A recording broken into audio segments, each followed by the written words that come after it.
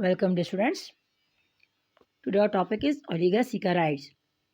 हमने यहाँ पर शुगर्स की यूनिट्स को स्टार्ट किया था, कार्बोहाइड्रेट्स पढ़ रहे थे हमने कार्बोहाइड्रेट्स के बारे में पढ़ा पिछले लेक्चर में और मोनोसैकेराइड्स के बारे में पढ़ा। अब हमारा टॉपिक है स्टूडेंट्स ओलिगोसैकेराइड्स। अब व्हाट इज ओलिगोसैकेराइड्स? तो oligosaccharides are hydrolysed to form. Hydrolyse means के ब्रेकअप हो सकता है, इसको हम तोड़ सकते हैं from 2 to 10 simple monosaccharide units.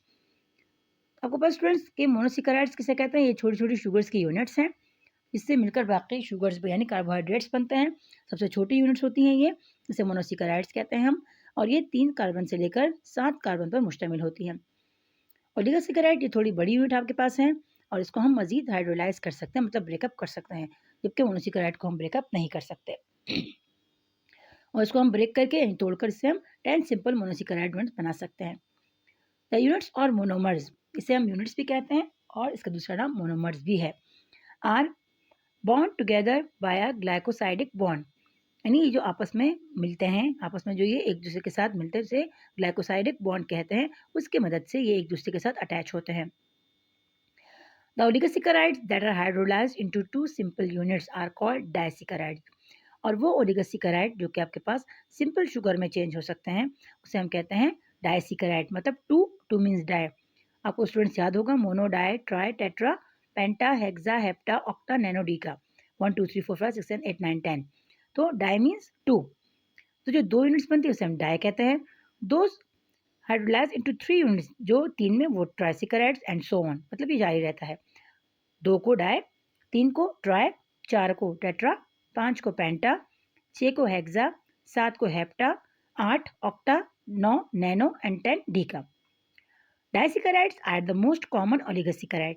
लेकिन सबसे जो कॉमन आपके पास है डाइसैकेराइड, वो कौन सा है स्टूडेंट्स? वो ओलिगोसैकेराइड्स हैं। कॉमन डाइसैकेराइड्स आर, जो सबसे कॉमन डाइसैकेराइड्स हैं वो स्क्रूज है, लैक्टोज एंड माल्टोज, ये इसकी किस्में हैं। स्क्रूज, लैक्टोज एंड माल्टोज, ये आपके पास ओलिगोसैकेराइड की किस्में हैं। ओलिगोसैकेराइड में डाइसैकेराइड्स की। Sucrose is present in sugar cane. अब स्क्रूज कहाँ मौजूद है स्टूडेंट्स? तो ये आपके पास शुगर कैन यानी गन्ने के अंदर मौजूद है। And is hydrolyse into glucose and fructose, और उसको हम हाइड्रोलाइज करके ग्लूकोज एंड फ्रक्टोज में चेंज कर सकते हैं। अब स्टूडेंट्स ग्लूकोज और फ्रक्टोज दोनों का आपके पास फॉर्मूला सेम है, लेकिन इनकी स्ट्रक्चर जो है वो चेंज होती है। तो ये हम पिछले लेक्चर में डिस्कस कर चुके हैं कि ऐसे कंपाउंड जिनका फॉर्मूला तो सेम हो लेकिन स्ट्रक्चर चेंज हो, उसे हम क्या कहते हैं स्टूडेंट्स? आपको याद ही होगा, अगर नहीं तो आप पिछली वीडियो को देख के मुझे कमेंट में बता सकते हैं। ये मैं आप पे छोड़ती हूँ, आपके लिए सवाल है ये कि आप मुझे ये बताइए ग्लूकोज एंड फ्रक्टोज यानी वो कंपाउंड जिसके फॉर्मूला सेम हो और उसकी स्ट्रक्चर चेंज हो, उसे हम क्या नाम कहते हैं? अब यहाँ पर आपको स्टूडेंट दिया हुआ है, स्क्रूज को जब वाटर में मिलाते हैं, मतलब जब हाइड्रोलाइज करते हैं, स्क्रेज ये इसका एंजाइम है। आपको ये पता ही होगा स्टूडेंट्स कि एंजाइम के नाम के आखिर में अक्सर एज ये आता है। तो एंजाइम की मौजूदगी में जब स्क्रूज और वाटर को हम मिलाते हैं तो ये ग्लूकोज, फ्रक्टोज और स्क्रेज बनाता है। मतलब ये आपके पास जो है ग्लूकोज और फ्रक्टोज में चेंज हो जाता है। स्क्रूज ये बड़ी यूनिट है, ग्लूकोज एंड फ्रक्टोज ये मोनोमर्स हैं आपके पास। The covalent bond that is form between 2 monosaccharide unit is called glycosidic bond. और जो कोवेलेंट बॉन्ड होता है आपके पास, बॉन्ड किस लिए जरूरी होता है स्टूडेंट्स? तो बॉन्ड एक दूसरे को मिलाने के लिए होता है, कंपाउंड्स को मिलाता है ये। अब यहाँ पर जो इनके दरमियान बॉन्ड है स्टूडेंट्स वो कोवेलेंट बॉन्ड है। और ये आपको मालूम ही होगा कोवेलेंट बॉन्ड कौन से बॉन्ड होते हैं?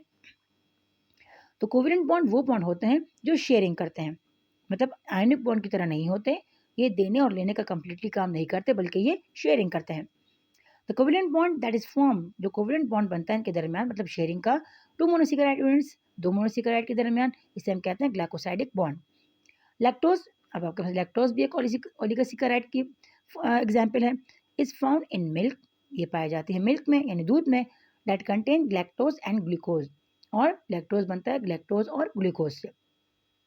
यानी लैक्टोज को जो हम हाइड्रोलाइज करते हैं वाटर में डालकर, तो ये हाइड्रोलेज और लैक्टेज ये आपके पास 2 एंजाइम है। हाइड्रोलेज पानी को हाइड्रोलाइज करता है एंड लैक्टेज जो है ये लैक्टोज को तोड़ता है, ब्रेक डाउन करता है, इसकी ये एंजाइम्स है। तो आपके पास ग्लूकोज एंड लैक्टोज बनता है। ये आपके पास ये एंजाइम्स हैं और ये आपके पास इसको तोड़ने में यानी कैटलिस्ट का काम करते हैं। तो ये लैक्टोज से ग्लूकोज और लैक्टोज बन जाता है। Maltose is disaccharide found in fruits. अब माल्टोज जो है ये भी डाइसैकेराइड की एग्जाम्पल है और ये स्टूडेंट फ्रूट्स में पाया जाता है। और it's composed of 2 glucose units, ये बना होता है 2 ग्लूकोज के यूनिट से। And it's found in our digestive tract. और यहाँ हाजमे की नाली मौजूद होता है as a result of starch digestion. और ये क्या काम करता है, ये स्टार्च को डाइजेशन का यानी उसके हाजमे का काम करता है। माल्टोज और वाटर में आप इसको मिलाते हो तो यहाँ पर भी हाइड्रोलेज और माल्टोज के जो एंजाइम है ये माल्टेज, तो ये इसको हाइड्रोलाइज करके इसकी ब्रेक डाउन करके ग्लूकोज के 2 यूनिट्स आपके पास बना देता है। फिर ये आपके पास हजम होने में आसानी होती है। अब स्टूडेंट्स पॉलीसेकेराइड, तो आपको नाम से ही लग रहा होगा, पॉली मतलब ज़्यादा, कि जो ज़्यादा होते हैं स्क्रूज यानी शुगर, जो ज़्यादा ग्लूकोज होते हैं उसे हम पॉलीसेकेराइड्स कहते हैं, बड़ी यूनिट्स को। अब polysaccharides are polymers of monosaccharide units यानी मोनोमर्स। पॉलीसेकेराइड क्या स्टूडेंट, ये पॉलीमर्स हैं। पॉलीमर मतलब बड़े यूनिट्स, किस चीज़ के, मोनोसेकेराइड्स के यानी यूनिट्स के। जिस तरह हम बिल्डिंग बनाते हैं तो छोटे एक एक ब्लॉक रख रख के फिर आपके पास एक पूरी दीवार खड़ी हो जाती है, इस तरह यहाँ पर मोनोमर्स यानी बहुत सारी छोटी छोटी मोनोसेकेराइड्स को मिलाकर आपके पास पॉलीसेकेराइड बन जाता है। They are hydrolysed into more than 10 monomers of glucose units. देखो स्टूडेंट्स, आपके पास जो मोनोमर्स हैं, तो ये मोनोसेकेराइड्स ये तो 3 से 7 कार्बन तक होते हैं, इसको हम मजीद ब्रेक डाउन इसकी आसानी से नहीं कर सकते। फिर आपके पास जो ओलिगोसेकेराइड है ये 10 तक होते हैं। अब पॉलीसेकेराइड जो है ये मोर देन 10 होते हैं, यानी ज़्यादा होते हैं। दे आर टेस्टलेस, ये बेजायका होते हैं। And are insoluble in water, ये पानी में हल नहीं होते। एग्जाम्पल ऑफ पॉलीसेकेराइड आर, आपके पास जो एग्जाम्पल है इसकी, स्टार्च है, ग्लाइकोजन है, सेल्यूलोज है, चिटिन, ईटीसी वगैरह, ये आपके पास सॉल्युबल नहीं होते वाटर में। आपके पास जबकि मोनोसेकेराइड एंड ओलिगोसेकेराइड ये पानी में हल होते हैं, लेकिन पॉलीसेकेराइड ये पानी में हल नहीं होते। पॉलीसेकेराइड एक्ट एज मैक्रोमोलिक्यूल, और ये मैक्रोमोलिक्यूल है। तो स्टूडेंट आपको पता होगा मैक्रोमोलिक्यूल कौन से होते हैं, जो बड़े मॉलिक्यूल होते हैं। माइक्रोमोलिक्यूल छोटे, मैक्रोमोलिक्यूल बड़े, यानी पॉलीमर्स, और पॉलीमर्स भी हम बड़े मॉलिक्यूल्स को ही कहते हैं। फॉर स्मॉल कार्बोहाइड्रेट्स यूनिट्स, और ये बना होता है छोटे कार्बोहाइड्रेट्स के यूनिट से। Green plants prepare glucose during photosynthesis, और ये आपको पता होगा जो ग्रीन प्लांट्स होते हैं ये अपनी खुराक को तैयार करते हैं यानी ग्लूकोज की शक्ल में, और कौन से अमल में, तो फोटोसिंथेसिस के अमल में होता है ये, which is immediately converted into starch. और ये ग्लूकोज रहता नहीं, ग्लूकोज फौरन कन्वर्ट हो जाता है स्टार्च में। व्हेन प्लांट नीड ग्लूकोज, और जब पौधों को जरूरत होती है ग्लूकोज की, starch is again converted into glucose, तो स्टार्च भी दोबारा चेंज हो जाता है ग्लूकोज में। Starch is stored in plant cell, starch पौधे के खुली में महफूज होता है। Starch is a polymer, starch polymer है made up of many glucose units, और ये बना होता है कई ग्लूकोज की यूनिट से। बॉन्डेड टुगेदर, और ये मिले होते हैं एक साथ, फॉर्मिंग अनब्रांच और ब्रांच चेन, तो ये अनब्रांच या ब्रांच चेन बनाते हैं। अनब्रांच वो जो बिल्कुल लीनियर हो, बिल्कुल लाइन में, और ब्रांच जो आपके पास लीनियर ना हो, मतलब उससे शाखें निकली होती हैं। Glycogen stored in animal cells, अब पौधों में स्टार्च होता है, लेकिन आपके पास जो एनिमल्स या जो ह्यूमंस है उनमें ग्लाइकोजन होता है। ये glycogen is stored in animal cell, glycogen store होता है एनिमल सेल में, ये भी पॉलीसेकेराइड्स है। और इज ऑल्सो पॉलीमर, ये भी पॉलीमर है, made up of glucose monomer, जो कि ग्लूकोज के मोनोमर से बना होता है। फॉर्मिंग एक्सटेंसिवली ब्रांच चेन, और ये ब्रांच चेन बनाता है। स्टार्च ब्रांच भी हो सकते हैं और अनब्रांच भी, लेकिन ग्लाइकोजन जो है ये ब्रांच चेन में होता है आपके पास। सेल्यूलोज अनदर पॉलीसेकेराइड, सेल्यूलोज एक और दूसरा पॉलीसेकेराइड की एग्जांपल है।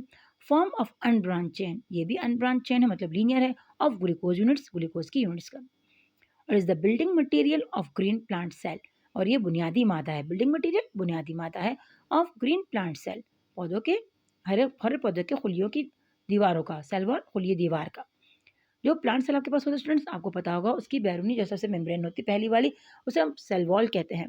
सेल मेम्ब्रेन इसके अंदर होता है। फिर तो सेल वॉल ये किससे बना होता है, ये सेल्यूलोज से बना होता है। And is probably the most abundant carbohydrate in nature, और ये शायद सबसे ज़्यादा पाया जाने वाला कार्बोहाइड्रेट है नेचर में। क्यों, आपके पास स्टूडेंट्स के पौधे आपके पास प्रोड्यूसर होते हैं कि ये अपनी खुराक खुद बना सकते हैं और दूसरे जानदारों के लिए भी खुराक मुहैया करते हैं।